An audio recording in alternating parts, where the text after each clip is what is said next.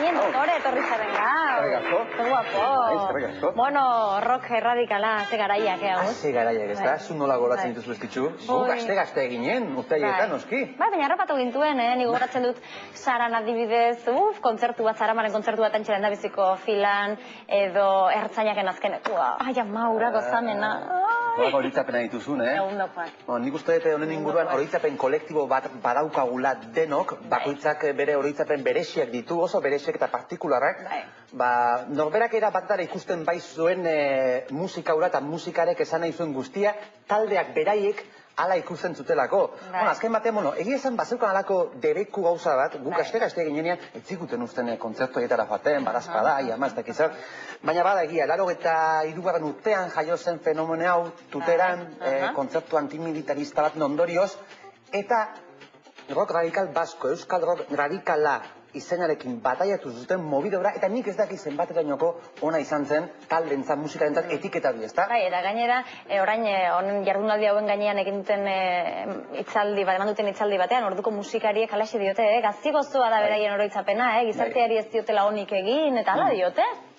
Bauk, haietako musika mota honen kide historiko batzuk ikusi genituen Rekalde aretoan.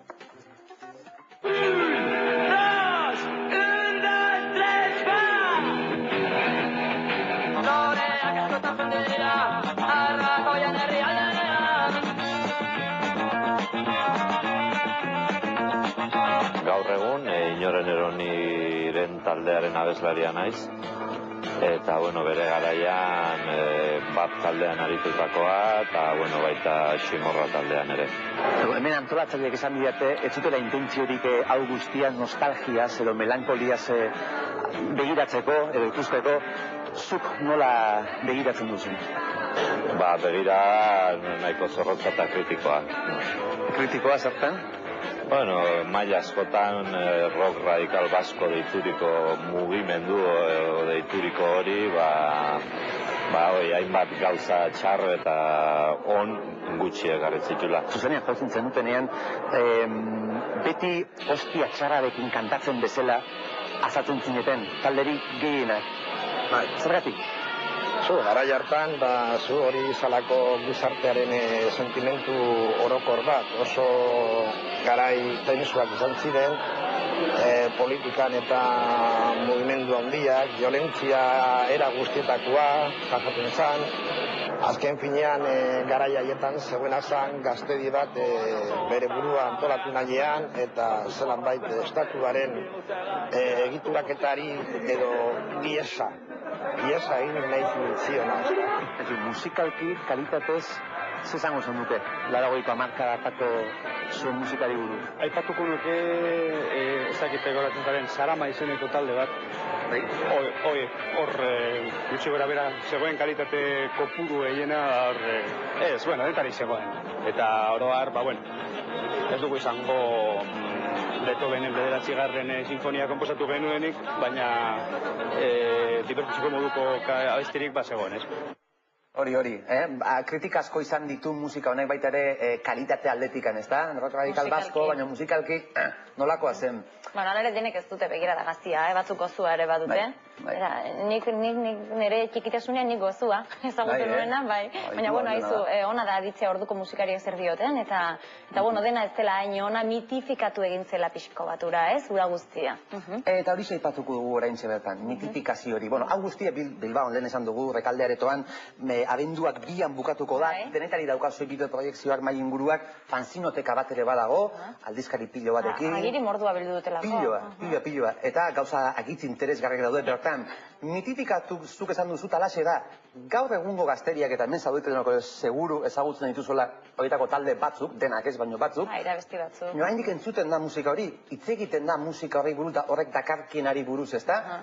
Eta horrekin betera ez ditzu emakumearen presentzia, oso eskaza edo ia batera etzen izan, ez da? Horri buruz hitz egin zigun baita ere antolatzaileetako batek, Miren Jaiok.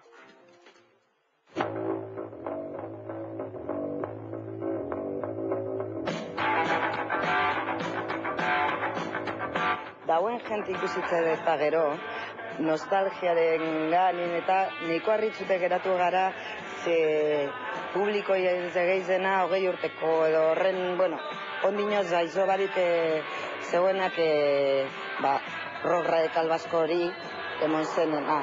Eta orduan apurbet ikusten dugula olako mitifikatute dauela ondino fenomeno hori, ezta? Eta gure asmoa esan dago, hori olako buelta bat emotie, badakigu ondino arrazoi, ez dakit, soziopolitiko batzu badauzela horren atzetik, hori ondino olako relazio batoteko. Zematu urte dauzkazu orain? Hogei.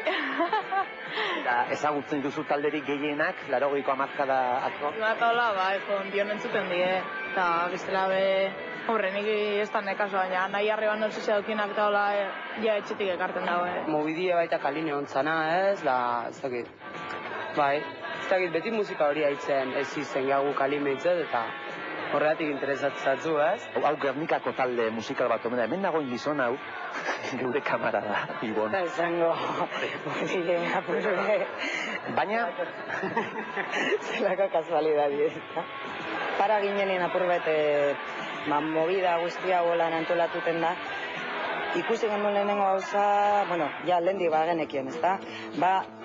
Andraskoen presentzia oso txikia dela. Roka izatez, olako fenomeno maskulino bat, bai, rock radikal baskon kasuan bai dalaneiko, azuk esan duzu moduan, hosti txar hori nipetza olako humore falta handi bat egon zala zenbait taldetan eta bar.